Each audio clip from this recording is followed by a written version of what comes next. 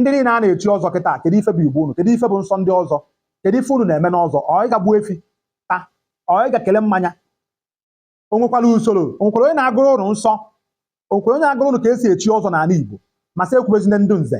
Nze dịrị onwe ya iche, because nze is like a professor, adịghị agụta ya agụta, no merit.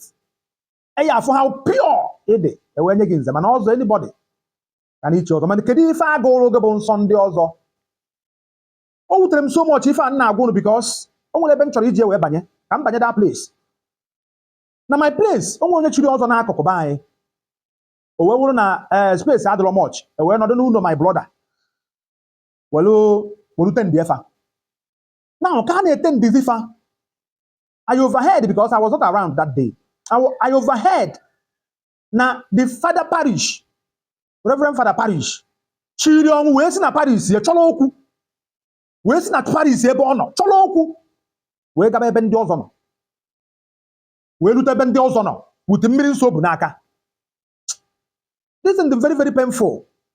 But ebe ndị ọzọ nọ sifa ka ekpe ekpere kpechaa ekpere n'afa Jizọs, were mmiri nsọ febe ndị ọzọ. Nobody said anything. Nobody speak. Nobody said anything.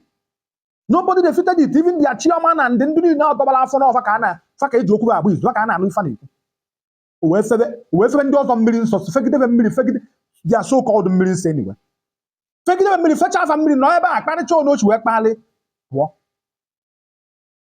Ajụọ m ụnụ ndị ọzọ, ọ bụrụ na ọ gị nwa bụ onye ọzọ batara in the gathering of ndị fada, na ebe ndị bishọp na ndị fada edobere fe ọnọdụ na mmemme, ihe abụ ebe a wepụta nzu na edo so ka ụnụ tụọ nzu na edo, ihe abụ ebe a wepụta ọjị so ka ụnụ gọọ ọjị, n'afa ndị mbụ na ndị ege, n'afa ndị ichie, n'afa elu na ala, n'afa Chukwu okike abịa ama. Ihe agwa ndị fada fe ya tụpụrụ gị ọnụ. It become the type of inferiority complex na-enye ndị Igbo nsogbu.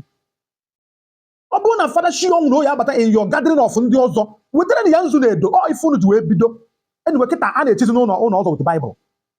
Okwe were Bible echie ụlọ ọzọ, dutu alụlụ a na karịrị. Ịgbadoro ije n'ogbori ọzọ, kedu onye gụrụ gị ife iji echi ọzọ, eji ụfọdụ ndụ, eji ụfọdụ ike were chi gị ọzọ, ejina ihe na kedu ife ịma ndị wee misbehave? Why ịma ndị wee misbehave? Eji Bible echi ụlọ ọzọ, eji Bible were echi ụlọ ọzọ. Onye ọzọ, another person, na-eji wee bata in your midst, so ka ekpebele ụlọ ekpere. Ekpecha ekpere fe unu mmiri nsọ, unu gbachi nkịtị. Mana another person ọ na-abụ unu na-emechicha canopy. Another person na-adị afụ ọnụ ụlọ ebe unu na-eri ife. Mana another person ya eburu mmiri ahụ kọrọ nnu bịagba unu. Unu anabata in good faith. Why not osi ọnwụ na oyi abata, unu asị ya fada, atara ikwana na nzuma ọnzu ka anyị na-ama. Our doctrine, our constitution, our way. Unu aka anyị si eme ya. Maka na ịga na nke ndị fada, ihe eme ya na usoro fa si eme ya. Onye ha bụ ebe isi nabata irigbola ọta gị ka amasị. Onye ha bụ ebe isi nabata pụta ịdụọ n'afa nna kpebe ekpere. Ịmakwa ebe ịnakwa n'anya ebe ị nọ, ịma ndị nọ, do you know the gathering of ndị nọ? Abata enwere usoro, ndị ụka na-achọ ezigbo okwu. Sọmọ ndị ụka, sọmọ ndị fada na-achọ ezigbo okwu, ka e wee sị akparị afa, ka e wee sị ekwu okwu.